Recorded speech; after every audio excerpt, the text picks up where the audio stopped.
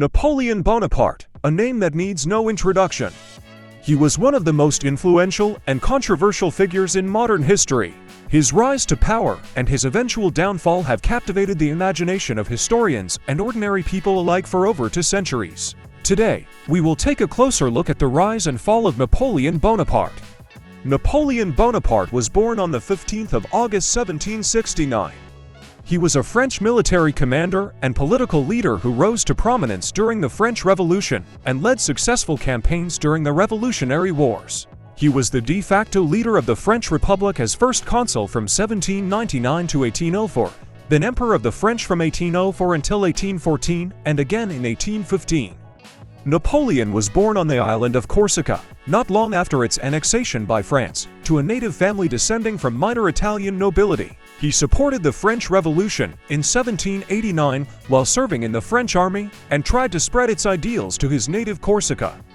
Napoleon's political and cultural legacy endures to this day as a highly celebrated and controversial leader. He initiated many liberal reforms that have persisted in society and is considered one of the greatest military commanders in history. His wars and campaigns are studied by militaries all over the world. Between 3 and 6 million civilians and soldiers perished in what became known as the Napoleonic Wars. In the late 18th century, Europe was in turmoil. The French Revolution had brought an end to the Bourbon monarchy, and the country was in a state of political and social upheaval. It was during this time that Napoleon rose to prominence as a military leader. He quickly made a name for himself with his tactical genius and his ability to inspire his troops.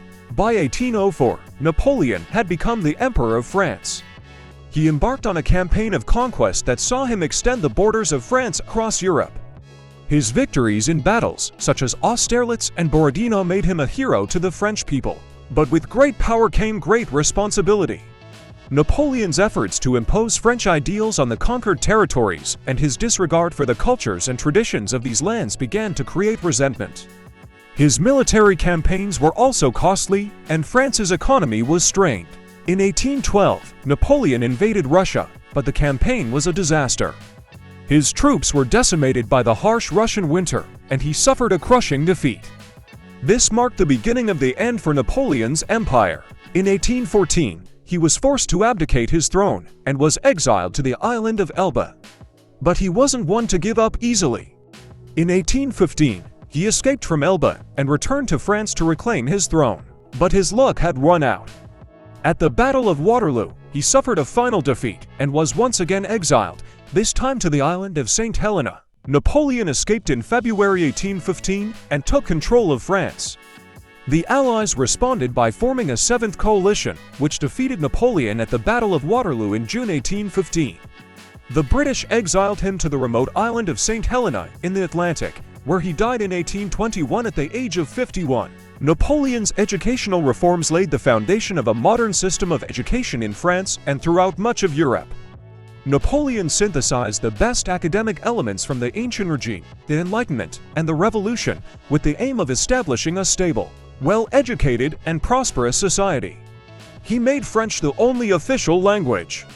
He left some primary education in the hands of religious orders, but he offered public support to secondary education.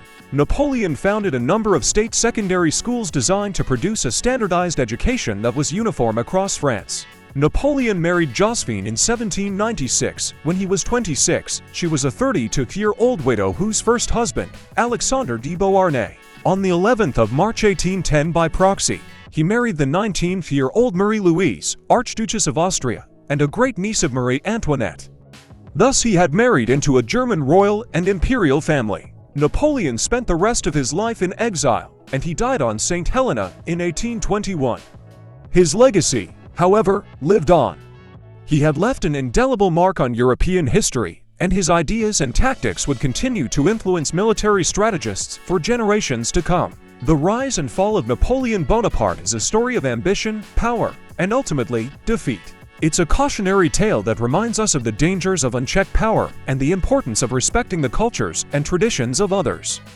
We hope you enjoyed this brief overview of Napoleon's life and legacy. Thank you for watching. And don't forget to subscribe the channel.